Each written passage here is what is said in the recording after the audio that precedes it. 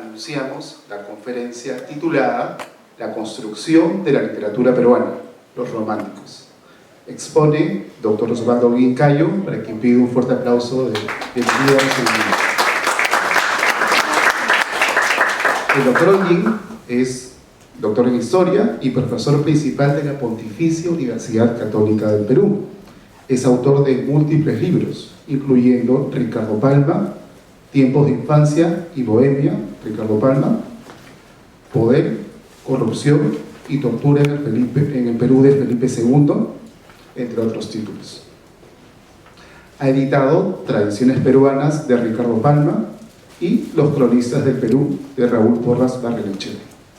Es oportuno precisar que es miembro de la Academia Nacional de la Historia, de la Academia Peruana de la Lengua y del Instituto Ricardo Palma, además de integrante del patronato de la Casa Museo Ricardo Palma.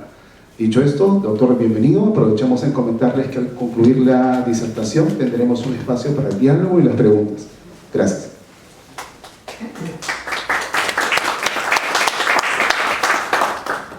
Buenas noches. Es un placer estar acá, invitado por el INA, como miembro de la Academia de la Lengua, que se congratula de esta invitación porque le permite exponer algo de lo que sabemos los académicos sobre nuestra literatura.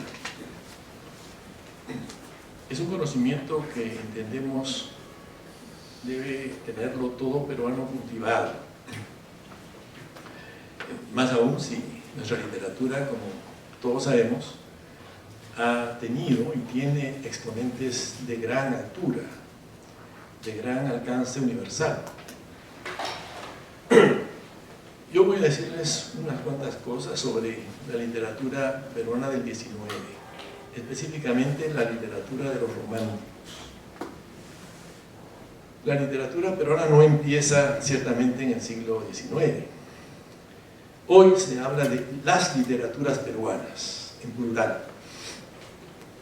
Se reconoce que en época prehispánica también hubo una literatura. Y que desde luego con la llegada de los españoles a partir de la conquista, la literatura se encontró dentro de los parámetros y de los moldes europeos, de la literatura de España especialmente. Entonces tuvimos muy al comienzo incluso de la presencia hispana, tuvimos algunos poetas al mismo tiempo conquistadores, al mismo tiempo aventureros.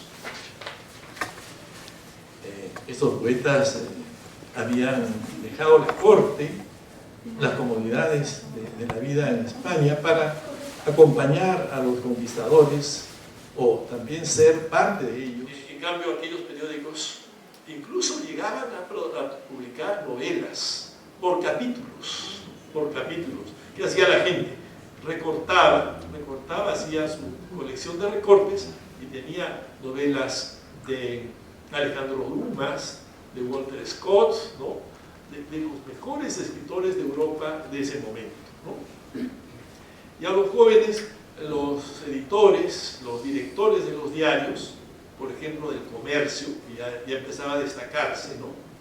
Fundado en 1839, les publicaban a veces sus poesías sin cobrarles nada, porque estimaban que era necesario ayudar a los jóvenes, ¿no? Darles un impulso, favorecerlos, ¿no? Darles, digamos, una vitrina para que mostraran a la sociedad lo que sabían hacer, ¿no? ¿Y qué es lo que sabían hacer? Escribir. Valía mucho, significaba mucho y tenía un gran poder, ¿no? Este talento de algunos, ¿no? De poder escribir bien, de poder escribir literatura, de tener las condiciones para componer unos versos, para escribir unos ensayos. Todo eso significaba mucho en ese tiempo y la sociedad estaba muy atenta a los progresos de los jóvenes que además eran muy conocidos, ¿no? Algunas veces firmaban con seudónimos, otras veces con sus verdaderos nombres. La gente los identificaba muy rápido, ¿no? Estos jóvenes entonces empezaron a hacerse famosos hacia 1850-55. Ya el plantel estaba más o menos ya completo. En los siguientes años, los años 60 y 70, van a ser ellos, ya convertidos en adultos, en escritores consagrados, los escritores del Perú. Una generación que llegó a la adultez habiéndose iniciado en la literatura en la adolescencia, ¿no? Y en los años 1870 e incluso durante la guerra con Chile, ellos fueron, qué duda cabe, los escritores más representativos del país, más representativos. Ya tenían una larga trayectoria, muchos libros publicados, sus nombres eran reconocidos, ¿no? Y en relación al título de esta charla,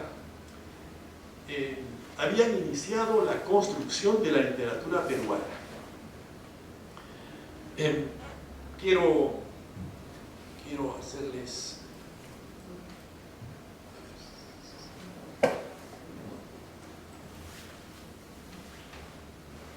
Parece que voy a tener que...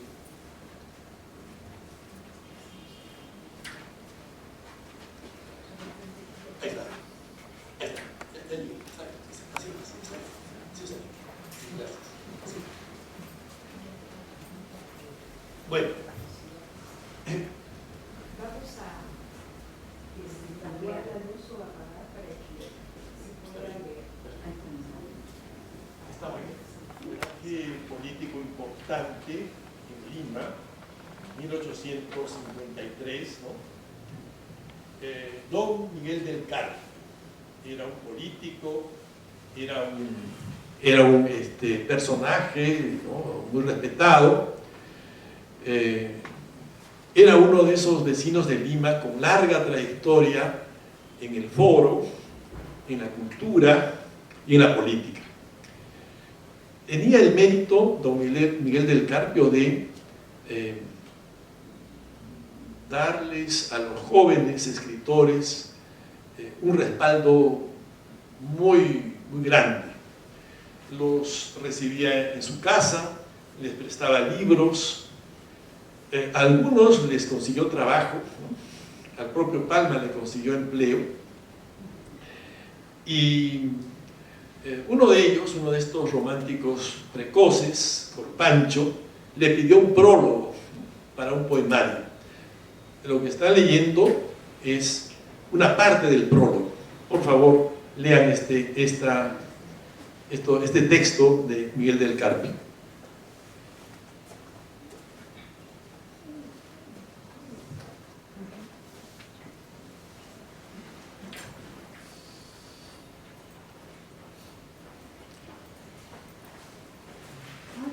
Carpio le dice a Corpancho, un hombre de 60 años, a un muchacho de 20, más o menos, que siempre ha querido que el Perú tenga su propia literatura, que exista una literatura peruana.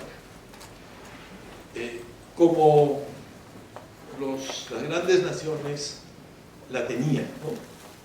Era el ideal de este caballero, de este hombre provecto, ¿no?, muy respetado en la sociedad, hacer que los jóvenes se encaminaran hacia el trabajo literario, que le dieran al Perú un valor literario, una cultura literaria. La literatura tenía mucho peso en ese tiempo, significaba mucho en las naciones.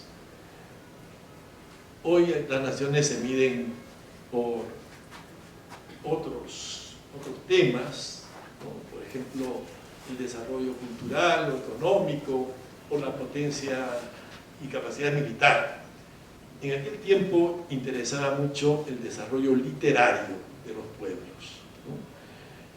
Los grandes pueblos debían tener grandes escritores, ¿no? Y estos escritores debían escribir no solo para esos pueblos, sino para el mundo. Y sus obras tenían que ser traducidas.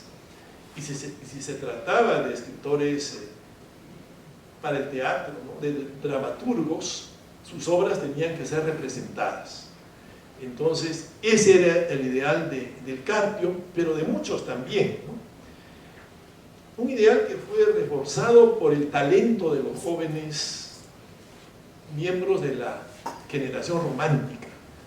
Se dieron cuenta de que estos jóvenes eran talentosos, de que prometían un gran desarrollo cultural al país, y en el caso de Carpio, pues les dio estos consejos clarísimos, ¿no?, destinados a darle al Perú esa literatura que era además un capital, un bien que toda nación, ¿no?, debía tener.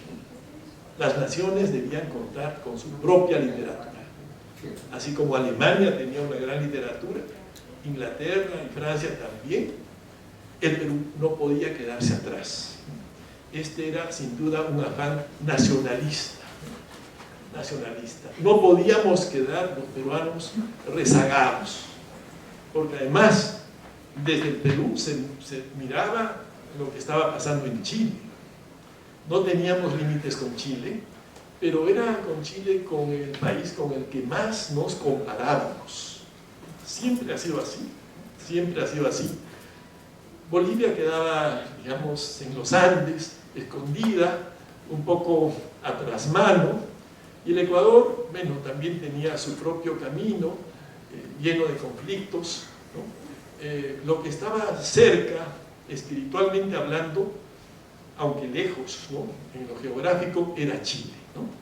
Y en Chile había también un desarrollo interesante, ¿no?, de la literatura, y veían que el Perú no podía quedarse atrás, ¿no?, que debía tener sus propios escritores, su propia juventud, ¿no?, encaminada hacia el trabajo literario.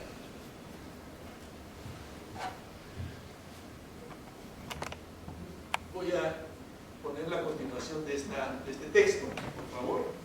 Terminen la lectura.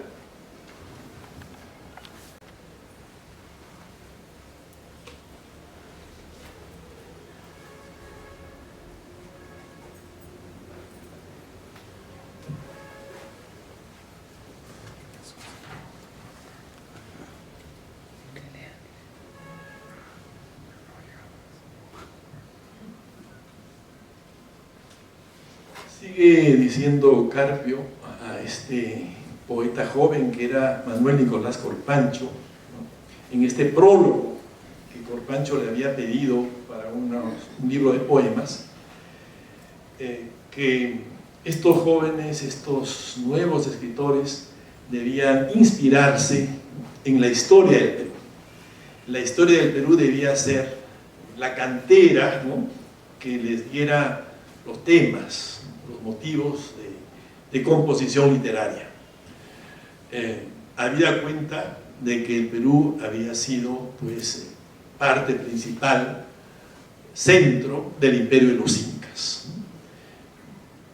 Los incas tenían un papel en este desarrollo del nacionalismo. Los incas le habían dejado al Perú republicano, pues, una memoria imperial, ¿no?, un recuerdo de algo grande, ¿no?, de algo que debía mantenerse, digamos, en el recuerdo, ¿no?, algo que merecía una historia. Los incas eran una cultura, una civilización admirable. Los primeros admiradores de los incas, ¿no?, de muchas maneras, fueron los europeos, ¿no?, los europeos admirados de aquellos relatos que los cronistas españoles escribieron sobre los incas, ¿no?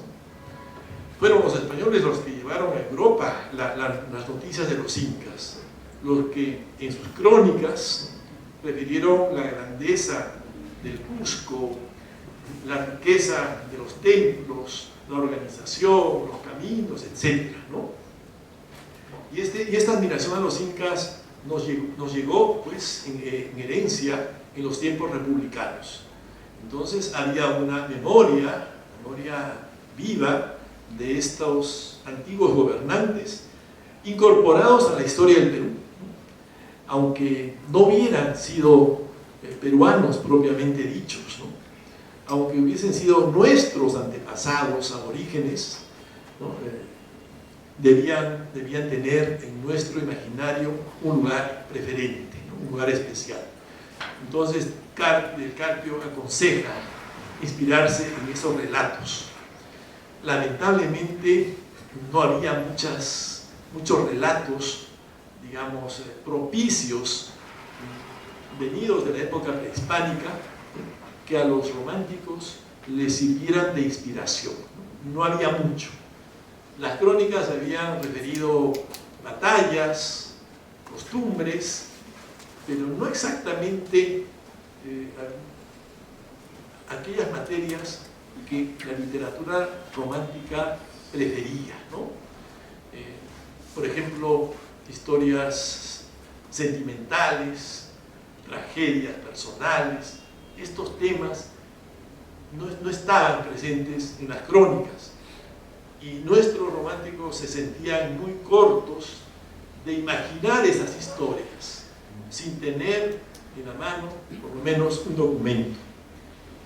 De manera pues que no pudieron escribir muchas historias, muchos relatos, mucha poesía o mucha leyenda acerca de los incas. No pudieron hacerlo. Sí, en cambio, hubo una variante, la variante indianista, constituida por aquella literatura que presentaba generalmente los amores de un español y de una princesa indígena. Y generalmente el español se portaba mal, y generalmente la princesa indígena era abandonada, ¿no? y terminaba vengándose del español, ¿no? Este tema se fue repetido una y otra vez por nuestros poetas, pero también por poetas de otros países, ¿no? Como por ejemplo Sergio Arboleda, ¿no? Un famoso poeta colombiano que vivió en el Perú un tiempo exiliado, ¿no? Y que tuvo una relación muy estrecha con Ricardo Palma cuando era todavía bastante joven. Bueno, los temas europeos en cambio abundaban, ¿no? Los temas europeos estaban a la orden del día. Recibíamos miles de libros europeos en español, por supuesto la gran mayoría, pero también en francés, ¿no?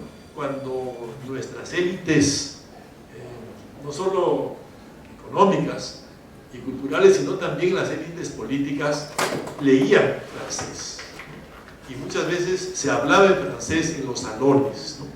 Entonces leer un libro de literatura francesa no era difícil para muchos, ¿no? Al contrario, y estos libros les transmitían esas historias europeas que abundaban pues en los temas que los románticos preferían, ¿no? En los temas sentimentales, trágicos, venganzas, ¿no? Tiranía, opresión, búsqueda de la libertad, ¿no? Etc. Bueno, y todo esto tuvo su desarrollo durante la era del guano. La era del guano, que es otro componente de este periodo. Desde 1840 el Perú empezó a exportar grandes cantidades de guano, ¿no? El guano de las islas, fertilizante maravilloso, ¿no? Que alcanzó precios muy altos en Europa. Al inicio de esta historia no se sabía cuánto pagarían los agricultores europeos por un abono tan maravilloso. Pronto se supo que los ingleses especialmente estaban dispuestos a pagar precios muy altos por la tonelada de guano. Y así el Perú, de la noche a la mañana, se convirtió en un país que tenía una riqueza muy grande que explotar.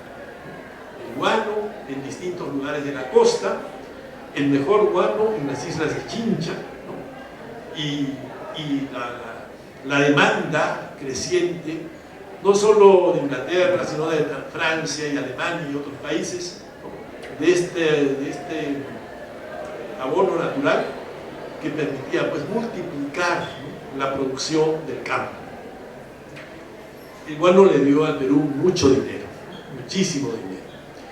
Ese dinero permitió la modernización de Lima, la construcción de ferrocarriles, ¿no? los más grandes, los más costosos, ¿no? El ferrocarril del centro, el ferrocarril del sur. Ambos ferrocarriles siguen funcionando, no sirven para llevar pasajeros, sino para transportar minerales, desde las minas de la zona central o de las minas del sur del país al exterior, ¿no? Y bueno, diría que han pagado su precio fue muy alto, y no se construyeron ni en 5 ni en 10 años, se construyeron en 20, 30 y 40 años, y el Perú quedó durante mucho tiempo endeudado, grandemente endeudado por estas construcciones realmente fantásticas. Bueno, la influencia europea en el surgimiento de esta nuestra literatura romántica es muy evidente, ¿no? Es la influencia sobre todo de Francia y de España. Francia era, digamos, el país que más destacaba en su producción literaria. Estaban los grandes poetas como Lamartine, como Víctor Hugo, estaban los grandes novelistas como Alejandro Dumas, ¿no? y muchos más. También grandes dramaturgos que ponían en escena todas las semanas obras que, bueno, generalmente eran muy aplaudidas y que un mes después, ¿no? o 2 meses después, ya se representaban en Lima, ¿no? En Lima no faltaba un teatro que continuamente era visitado por compañías teatrales que llegaban de Europa. Algunas eran italianas, otras francesas, otras españolas, y llegaban con lo último del repertorio, ¿no? Pero también ponían en escena obras clásicas, ¿no? Por ejemplo, Don Juan Tenorio de Zorrilla, una y otra vez representado, ¿no? Y entonces, pues, el teatro y la influencia europea y los libros que abundaban en nuestras librerías no eran baratos, pero se podía leer, ¿no? Abundante literatura. Bueno, todo esto pues determinó que esta literatura nuestra, con la cual empezamos a construir una literatura peruana, tuviera forzosamente un sello europeo muy evidente, muy evidente. No pudo ser de otra manera, ¿no? Europa era un ejemplo en materia literaria, no lo era, en cambio, en materia política. Nuestros románticos, algunos de ellos con más fuerza, ¿no? Decían pues que Europa estaba en una situación de decadencia política porque todavía en Europa había muchas monarquías, ¿no? Todavía en Europa, en muchos países, se practicaba el absolutismo. Todavía en Europa no estaban los derechos políticos reconocidos en algunos países, ¿no? Y Europa en el siglo XIX también fue escenario de muchas guerras políticas, ¿no? Entre las dos tendencias más fuertes, ¿no? Por un lado los liberales, los demócratas diríamos, los que buscaban el cambio y la constitución, ¿no? Y los derechos humanos, civiles y políticos, y por el otro lado los partidarios del sistema tradicional, del sistema que imponía la autoridad del rey, porque al rey finalmente lo había designado Dios, ¿no? Entonces, Europa en materia política no era propiamente un ejemplo, pero la cultura europea es así, ¿no? No solo la literaria, también la musical, también la cultura de las artes plásticas, la cultura jurídica, ¿no? Y la cultura de las instituciones, digamos, tutelares, ¿no? Esa cultura sí tenía mucha vigencia.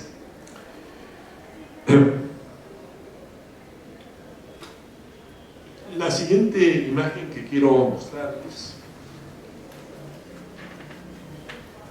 es un fragmento de una poesía de Luis Benjamín Cisneros, por delante, ¿no?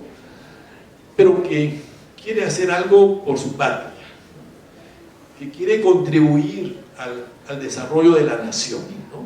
Entonces, por favor, lean estos versos.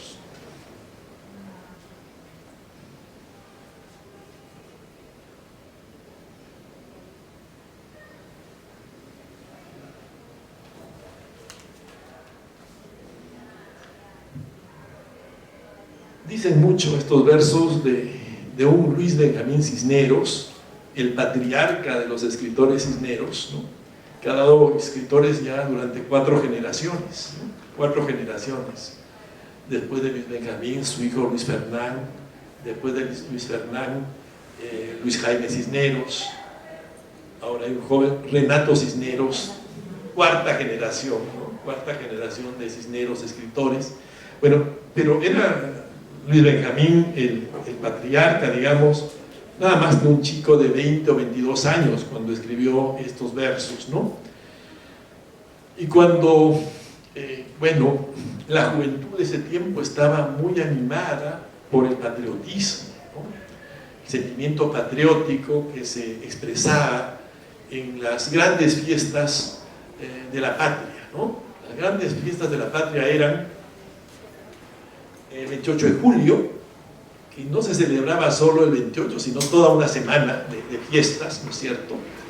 Hasta hace unos 40 años, las personas mayores recordarán que eran feriados 27, 28 y 29, ¿no? Ahora se ha reducido a 28 y 29, bueno, pero eran hace 40 años 27, 28 y 29. Entonces, en esas oportunidades, los jóvenes escribían obras patrióticas. Era prácticamente una obligación, ¿no? Entonces los periódicos se llenaban de poesía patriótica, ensayos patrióticos, ensayos históricos, y los teatros también, ¿no? Prestaban los escenarios para estas obras de talentos jóvenes. Algunos no daban su nombre, ¿no? Eran muy cuidadosos, quizá porque temían que un fracaso, ¿no?, también los pudiese afectar, entonces no daban su nombre, pero en los periódicos figuran los títulos de estas obras patrióticas, ¿no?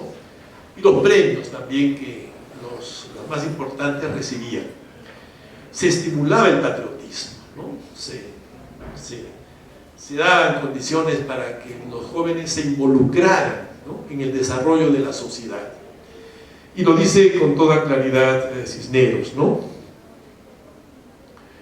He soñado engrandecer la historia, ¿no? Sueño que a mi alma arrebatada encanta, es llegar a la patria mi memoria, tener en ella un sosegado asilo, hacer el bien para morir tranquilo, ¿no? Bueno, este es otro elemento que deseaba presentarles, ¿no?, en esta oportunidad, ¿no? El patriotismo, afianzando ya de una manera íntima, individual, ¿no?, el desarrollo de la nacionalidad, ¿no? Patria y nación, suelo y sociedad, ¿no? Suelo y sociedad.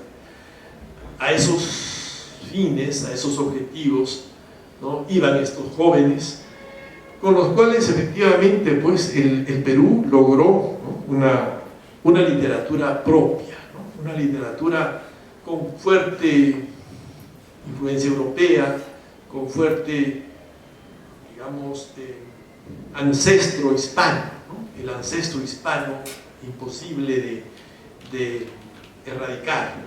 Al contrario, muy valorado. Junto a los franceses estaban inmediatamente codo a codo los escritores españoles, ¿no? Teníamos con España muchas diferencias, pero en la literatura una gran solidaridad, ¿no? Una gran solidaridad. Nuestros escritores jóvenes y también los mayores, no olvidaba mencionarlos, también en nuestra historia literaria figura Felipe Pardo y Aliaga y Manuel Asensio Segura. Estos eran 30 años mayores, ¿no? o sea, bastante mayores respecto a los jóvenes. Los jóvenes los estimaban mucho, no riñeron con la generación anterior. En realidad, la generación anterior no había tenido tiempo para dedicarse a la literatura. Había vivido los primeros años del caudillismo y eran pocos los escritores, digamos de 30 años, cuando empezaron a surgir los románticos adolescentes. Bueno, Ricardo Palma fue sin duda el más destacado de todos, ¿no? El más destacado de todos, el que se propuso crear una literatura propia, ¿no? Y una literatura propia que tenía como sustento la historia del Perú, ¿no? Pero una historia, digamos, amable, una historia simpática, risueña, atractiva, porque eso buscó Palma desde un inicio, ¿no? Engalanar la historia con los adornos, ¿no? De la tradición, los adornos de la tradición. Fue muy consciente de lo que hacía, se valió de la historia y no la dio tal como la historia es, ¿no? Descarnada, fría, en fin, la adornó, la llenó de galas, ¿no? Esa fue su receta, ¿no? Pero además, como él disponía de un lenguaje criollo exquisito, ¿no? y tenía un conocimiento profundo de la literatura española, se había alimentado de los clásicos españoles del siglo de oro, entonces pudo escribir lo que escribió, ¿no? Alrededor de 400 tradiciones, cada una de las cuales realmente viene a ser un relato extraordinario, ¿no? Otros peruanos de la misma generación, pero ajenos, ¿no? Ajenos al campo literario y nacidos por los mismos años, ¿eh? 1832, 33, 34. Miguel Grau, 1834. Andrés Avelino Cáceres, 1834. José Pardo y Lavalle, 1833.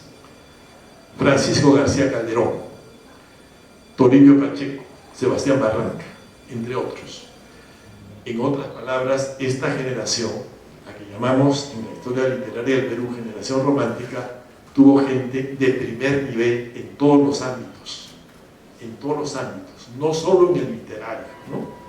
También tenemos a nuestros héroes, a nuestros gobernantes e incluso a un científico, ¿no? Como Sebastián Barranca, que además la literatura no era solo de los literatos, es otra cosa que llama un poco la atención. José Casimiro Ulloa es el nombre de un hospital en Lima. Fue un médico y político y periodista muy importante, un gran personaje en el siglo XIX. También escribió poesía. Admira, ¿no es cierto? También escribió poesía, y no poca poesía. Bueno, entonces la literatura no era ajena pues a estas personas, porque era una práctica, digamos, cultural que daba cuenta pues de una buena educación y transmitía valores, ¿no? Transmitía sentimientos y muchas veces eran sentimientos cívicos bastante estimados. Bueno, debo consultar si mi charla ha llegado a su fin por haber llegado al tiempo señalado, o puedo continuar unos minutos más. ¿Sí? ¿Puedo continuar? Gracias. Bueno, en ese caso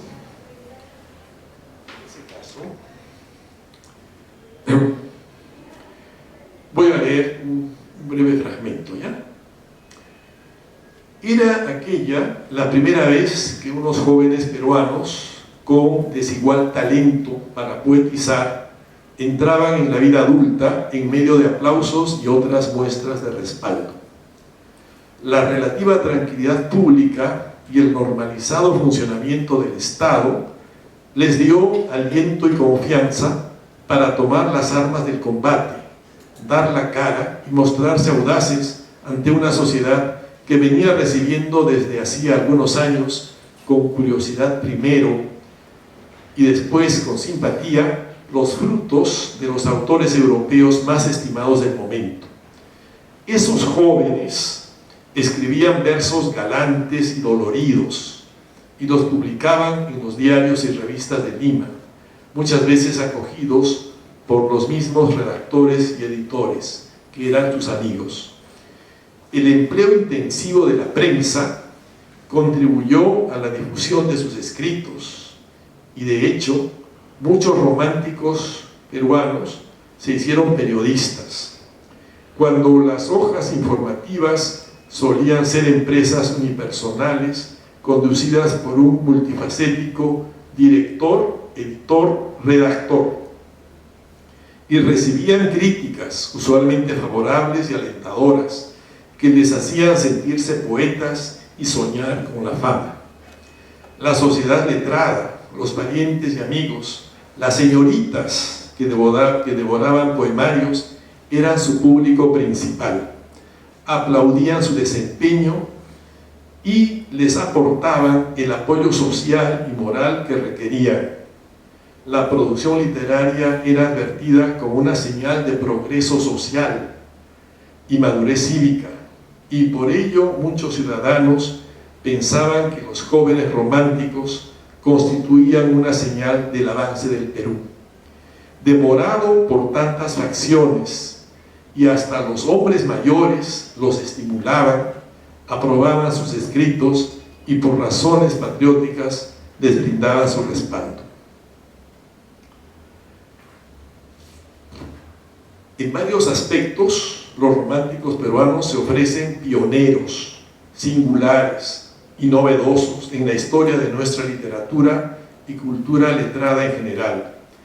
En el discurrir de las generaciones, constituyen el primer grupo numeroso y creativo.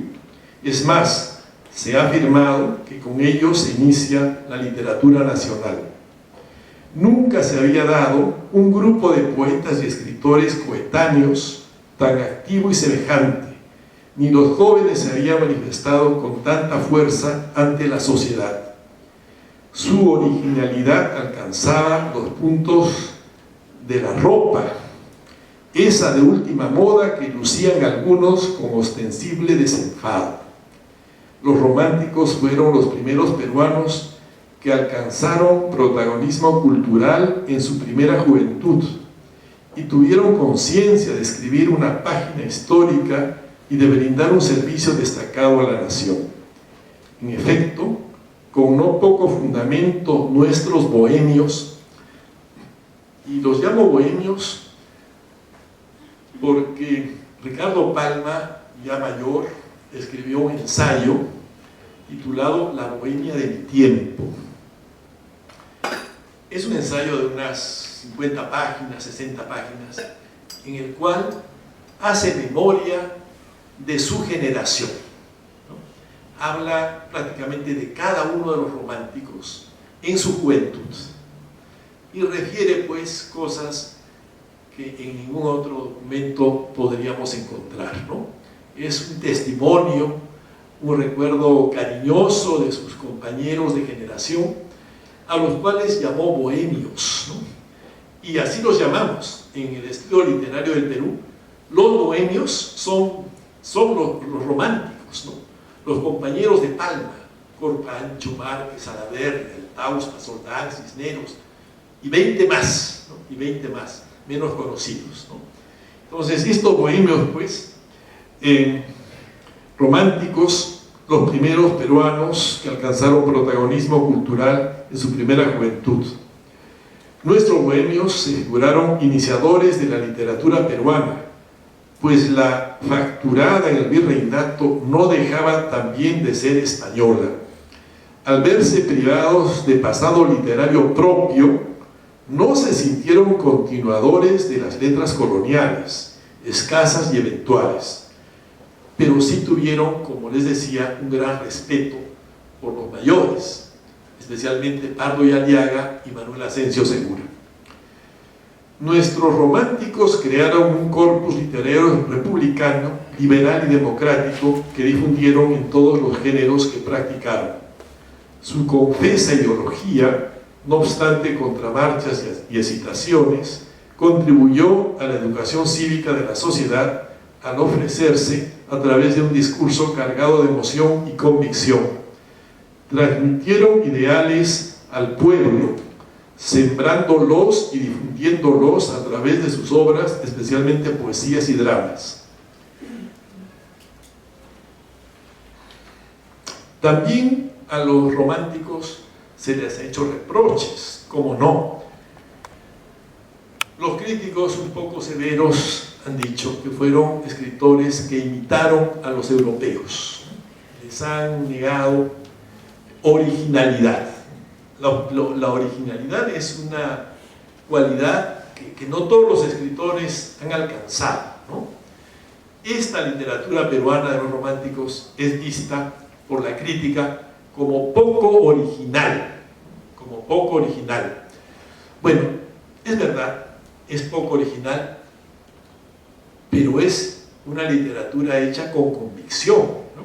Es una literatura que no podía ser original porque la herencia virreinal era muy escasa, ¿no? Era una literatura que abundaba en otros temas y que obedecía a otros moldes y que no se adaptaba a las nuevas ideas, a los nuevos sentimientos, a los nuevos valores literarios que se deseaban transmitir.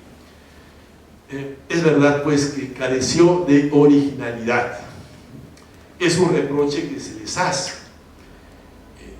Por esta razón, y otras semejantes, esta literatura peruana, por muchos críticos, no es vista con mucho aprecio. Pero en un sentido político, en un sentido histórico, como les acabo de explicar, sí es una literatura muy valiosa. Es una literatura que no debe ser descuidada, que no debe ser desechada, que tiene que ser estudiada porque representa un esfuerzo sano, honrado, honesto, de una generación que se puso a darle al Perú un valor agregado, ¿no? Un valor agregado cultural que no tenía. Se ocuparon también de temas indígenas. Con esto quisiera terminar. Señal que probaría su divorcio de la realidad peruana, es decir, el no ocuparse. La verdad es que trataron estos temas en algunas poesías, dramas y leyendas, lo que permite asegurar que el indio no estuvo ausente de su panorama inspirador. ¿Ya? Solicitar que fuera un motivo central es desconocer el escenario en que se movían nuestros románticos. ¿Cuál era ese escenario? Una Lima multiétnica, aunque de liderazgo criollo y medio cosmopolita, con la concurrencia de muchos inmigrantes asiáticos, europeos y latinoamericanos. Y lo que es más importante, su poca o ninguna experiencia andina. Efectivamente, uno ve la historia y repasa los documentos y se entera pues de cómo en general los habitantes de Lima prácticamente vivían de espaldas al Perú. Esa era la realidad. Pero no por voluntad propia.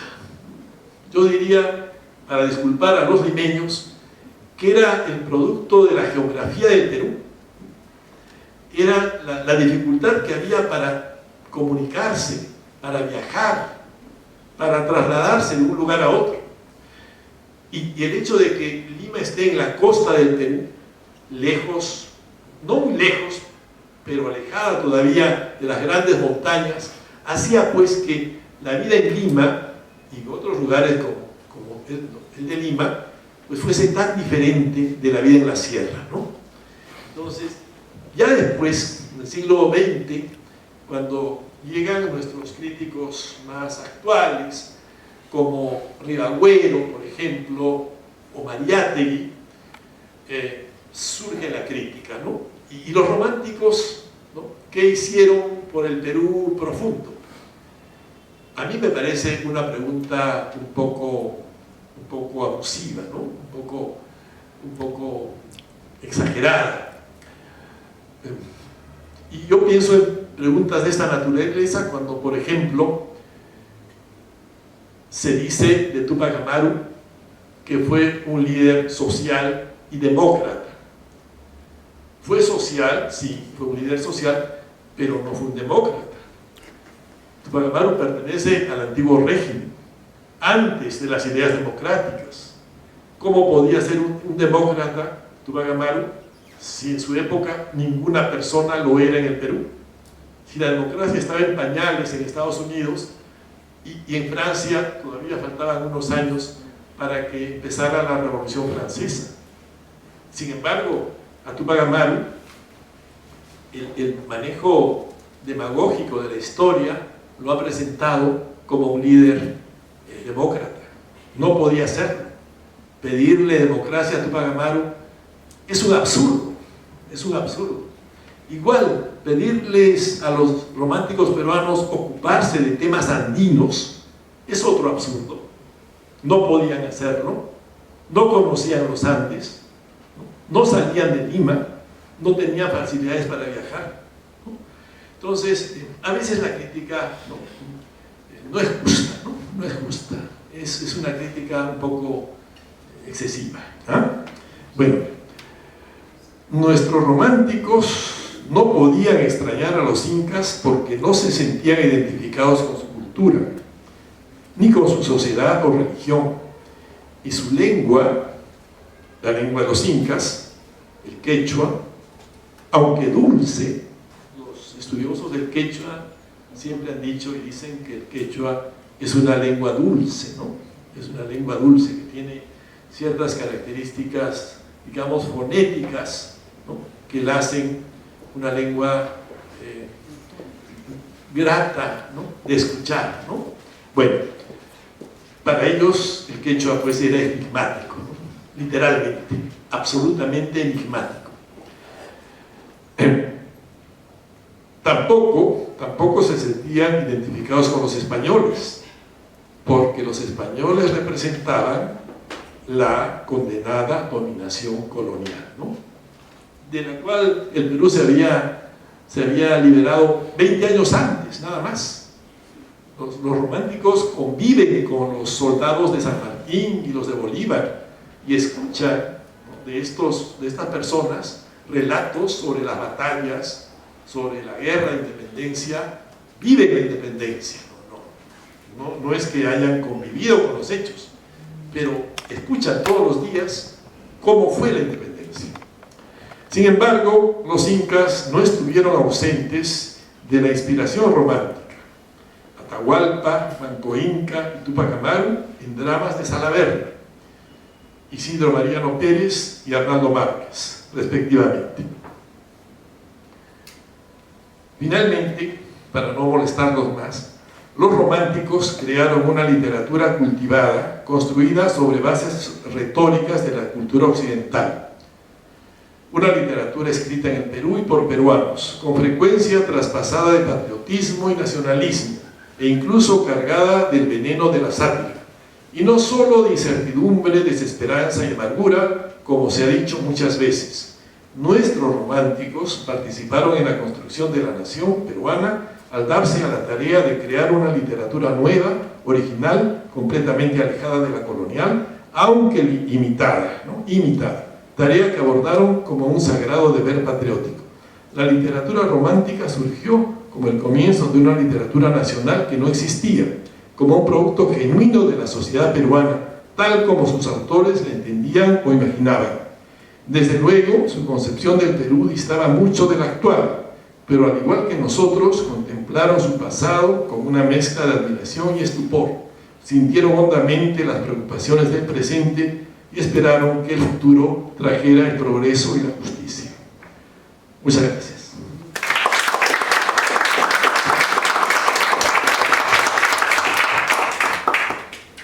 Un viaje que hizo él en un automóvil. Una parte fue un automóvil, otra parte fue a lomo de bestia, ¿no? Y un viaje que no se hacía, decir que no era habitual hacerlo.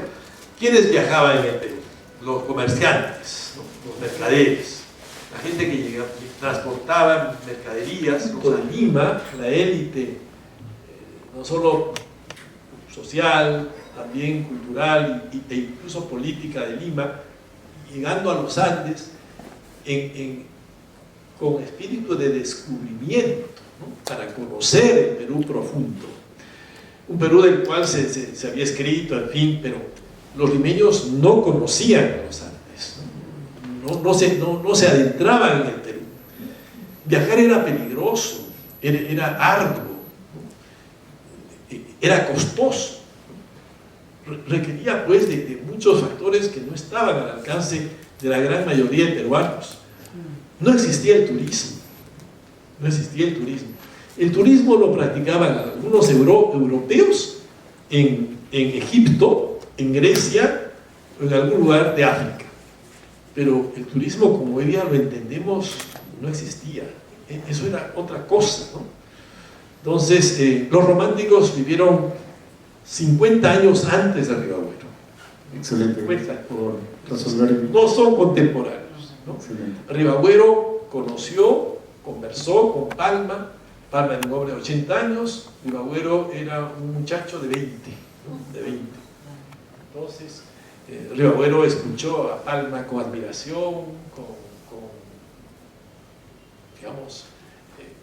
mucho interés, tomó nota de lo que Palma le contaba, escribió después sobre eso, lo presentó en su obra principal, Carácter de la literatura del Perú independiente, su tesis para licenciarse como escritor, ¿no? y especialista en literatura, una tesis pionera en San Marcos, y bueno, pero era otra generación, otro espíritu, otro aire, ¿no? Otra manera de ver las cosas. Excelente, gracias, doctor. Adelante, por favor, con su consulta.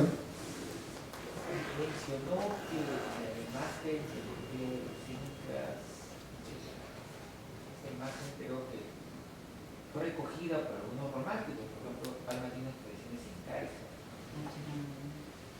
Pero me llama la atención un personaje que mencionó, Túpac Amaru. Túpac Amaru también se llamó Inca, o Meni, ¿no? Coincido con lo que dice sobre él, respecto a lo que ha dicho. Pero esa imagen de Túpac Amaru no abonó a los románticos, o todavía se conservaba una cierta distancia, ¿no? Que tenían con Túpac Amaru. Túpac Amaru es un personaje histórico que los románticos conocen, ¿no? Está entre los precursores de la independencia, entre los líderes ese líder fue líder de una formidable rebelión, ¿no? Contra los españoles. Entonces, ciertamente Túpac Amaru se encuentra entre los hombres que prepararon el camino de la independencia del Perú. Lo admiran, lo aprecian, no lo conocen mucho, pero está considerado como estos hombres que hicieron un gran esfuerzo, que pagaron con su vida, ¿no? Un acto de rebeldía contra la corona, ¿no? Sí, tiene esa categoría. De las ideas de Túpac Amaru, del personaje de Túpac Amaru, no se conocía mucho, pero sí se recordaba que había liderado una formidable rebelión que digamos, le movió el piso al sistema colonial, eso sí. Y está presente en algún drama, como acabo de decirlo. Túpac Amaru está presente en algún drama romántico, sí. Yo quería hacer una acotación. Es muy simpático lo que usted dice en cuanto a que los románticos vivían de espaldas al Perú. Me van a perdonar, pero en general la capital, Lima, sigue. El mismo Humboldt en una dice, lo que más me admira de Lima es que están más cerca a Francia o a Europa que a los pueblos del interior, ¿no? Entonces, efectivamente, concuerdo con usted que antes era difícil, que viajar era prácticamente una odisea, ¿no? Pero aún ahora, aún hoy, si no hubiera sido por otras corrientes que se han hecho también mucho controversias de indigenistas o indianistas, Sabogal, Camilo Blas, en fin, ¿no? Esto, se ha podido tener ese contacto, pero con todo respeto yo sigo viendo como que Lima, yo soy de provincia, yo soy de Cajamarca, siempre Lima no está, ¿no? Aparte de que el Perú tiene 1000 Perús. A mí eso de que digan algún día nos uniremos, ¿qué es lo que nos une? No lo sé. La comida, ¿qué? El ceviche, Lima. Pero ¿qué más? ¿Qué más? ¿No? O sea, no hay puntos de contacto. Y no veo yo en Lima, o sea, ni la televisión ni nada que hable del interior. Hay programas ahora, sí. Las provincias ven a Lima. Porque todo el de Lima, desde los precios de programas de televisión, tenemos que son para matarlo. Pero Lima a las provincias, muy poco. O sea, sigo con esa idea que a mí me apena, ¿no? En esa época lo entiendo, pero ahora estamos de espaldas. Yo siempre voy al interior. Bueno, entiendo sus palabras. Juega mucho en lo que dice que venga usted de Cajamarca, ¿no es cierto? Sí. Sí. De Chota, además. Además de Chota. Además de Chota. Bueno, entonces me explico un poco por qué piensa así, ¿no? Yo no pienso como usted, ¿no? Pero tampoco se trata de discutir, ¿no? Creo que Lima sí se ha acercado mucho a las provincias. Creo que Lima es más provinciana. Ah, porque la gente ha venido. Claro. El 90% de limeños son de padres provincianos, imagínense, ¿no? Hay más gente de muchas provincias en Lima que en su propia provincia, ¿no? Y acá se habla de quechua a montones. Así es. ¿No? Y bueno, si no ha habido esa comunicación ideal entre Lima y las provincias, yo diría que no solo ha sido responsabilidad de los limeños, ¿no? que miraban, algunos todavía miran por sobre el hombro a los peruanos de provincia, ¿no es cierto? Sí. Pero el factor geográfico ha sido muy importante también, ¿no? También hay que considerarlo. Bueno. Sí, bueno, nuestro agradecimiento al público por su participación, por sus excelentes preguntas. También nuestro reconocimiento para el equipo del INNA por hacer posible este ciclo de conferencias y por supuesto nuestro aprecio para el doctor Holguín. Gracias por asistir a este ciclo. Sería todo por hoy. Muchas gracias y muy buenas noches.